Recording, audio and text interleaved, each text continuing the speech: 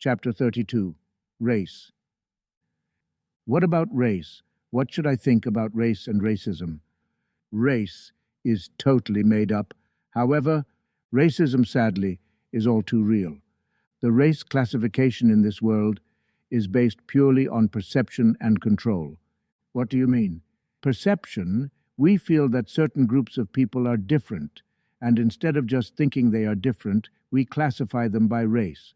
For example, if their facial features or skin color are different than the group who is in control, the in-control group will classify the other groups as different races to establish themselves as superior.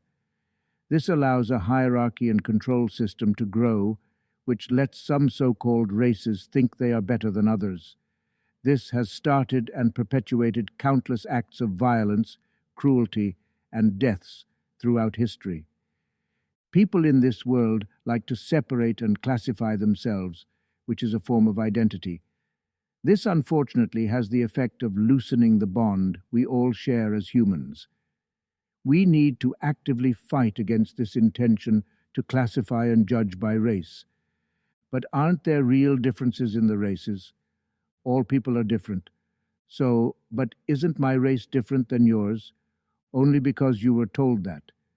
If people were always told there were no races, then there would be no races. Race categorization is made up and only serves to cause division, other than doctors researching how to deal with health issues related to genetics. There is nothing important or meaningful about how one group of people on one side of the earth look from another group on another side. Much of what we call racism is simply fear, the fear of anything that is different. When we see people who we perceive as different, we immediately tend to classify them in other ways too, sometimes for the better, sometimes for the worse. But we're all still just humans.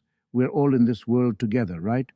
Right? But when people's minds are clouded by racism, they look at a person and are totally blind to the humanity and fragility of human life.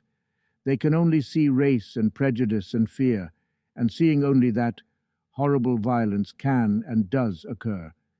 One person hurting another, happening over and over and over again, all over the world. It's like a disease. It is.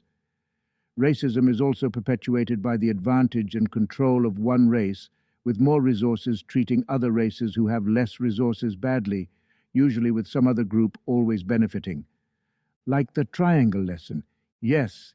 Is it enough to simply not be prejudiced and to simply treat everyone equally?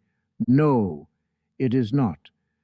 You must speak up when you see racial injustice, just as you would if you saw any other type of abuse or violence.